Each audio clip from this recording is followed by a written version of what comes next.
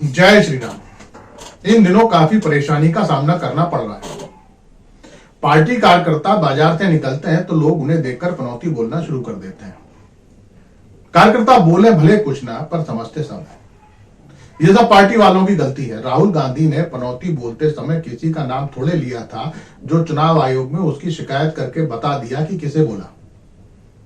अब लोग बिना नाम लिए पनौती बोल रहे हैं तो कलेजा छलनी छलनी हो जाता है। हमें डर है कहीं विधानसभा चुनाव हार गए तो पार्टी वाले भी पनौती बोलना शुरू कर देंगे। बहरहाल इस घटना के बाद मंडल कमेटी की बैठक में राहुल गांधी के खिलाफ निंदा प्रस्ताव पास किया गया। मंडल अध्यक्ष सरदार जंडेल सिंह का कहना था, देश में इन दिनों आदर्श आचार संहिता की धज्जियां उड़ाई जा रही हैं।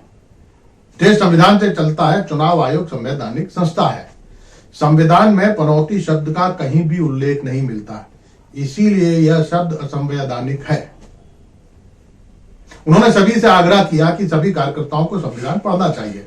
यह सुनकर भीमा कश्यप ने मनुस्मृति निकाल ली। उसे बड़ी मुश्किल से समझाया कि यह संविधान नहीं है, उसे तो बाबा साहब अम्बेडकर ने लिखा था, मनु महाराज ने नहीं।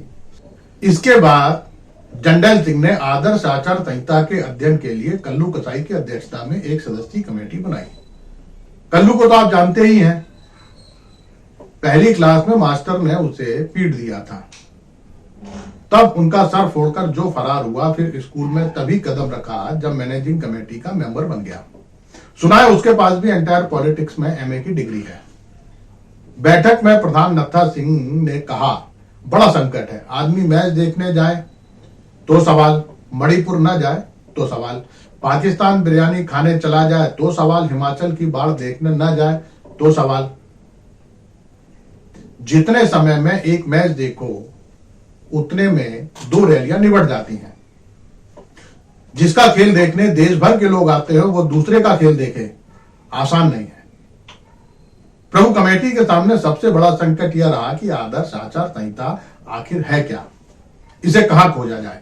एक बार भन्नू सेठ ने चुनाव लड़ते समय निकाली थी, गोदाम में रख दी थी बोरियों के साथ, उसे चूहे खा गए। अब तो खुद चुनाव आयोग को ही नहीं पता कि आचार संहिता क्या है। सिया यादव कह रहा था, आचार संहिता वह कानून है जो विपक्ष पर लागू होता है। जैसे पनौती बोलने पर लगता है, पर टेलर मास्टर कन्हैया लाल की हत्या के नाम पर वोट मांगने पर नहीं लगता। पप्पू और मूर्खों का सरदार बोलने पर उल्लंघन नहीं होता, पर बीएचईएल बेचने पर बोलो तो हो जाता है। प्रभु, राहुल गांधी ने आखिर लूज बॉल फेंकी दी, वरना इस पूरे चुनाव में कांग्रेसी जिस तरह खामोश थे, उससे प्रचार का रंग ही नहीं चल रहा था। एक तरफा सांप्रदायिकता कोई कब तक फैला सकता है। माना इस चुनाव में मणिशंकर अय्यर नहीं है, पर दिग्विजय सिंह तो हैं। वे भी चुप्पी लगाए बैठे हैं, एक शब्द नहीं बोला आपके और आरएसएस के खिलाफ। प्रभु, ये खालिस्तानियों का क्या मामला है? अमेरिका काफी विवाद कर रहा है, कह रहा है उसके देश के नागरिक को उसी के यहाँ पर मारने की कोशिश की हमारी एजेंसियों ने। अब देशद्रोहियों पर सर्जिकल स्ट्राइक करना भी गुनाह हो गया क्या? कनाडा को तो आपने ठीक कर दिया था, अमेरिका को भी आग दिखा देना। आपसे ना हो तो हम मंडल कमेटी की तरफ से एक निंदा प्रस्ताव पास कर देंगे कि हमारे देशभक्ति के मामले में टांग अड़ाने की जरूरत नहीं है। वैसे कल्लू कसाई टांग अड़ाने और तोड़ने दोनों में माहिर है, कहें तो उसे भेज दें बाइडन के पास। बाकी चुनाव ठीक चल रहा है। लोकतंत्र में हार जीत मायने नहीं रखती, कुर्ती मायने रखती है। प्रभु, ये ममता बनर्जी की सरकार भी गिरा दीजिए। उसने नगर सेठ का पोर्ट छीनकर अच्छा नहीं किया। गांव के बच्चे भी बड़े शरारती हैं। चुनाव परिणाम अभी आए नहीं है, रोज कांग्रेस कार्यालय के सामने जाकर कोरस में गाते हैं, दाढ़ी वाला आया घर का कचरा निकाल। शेष कुशल आपका भक्त सेवक राम। नमस्कार।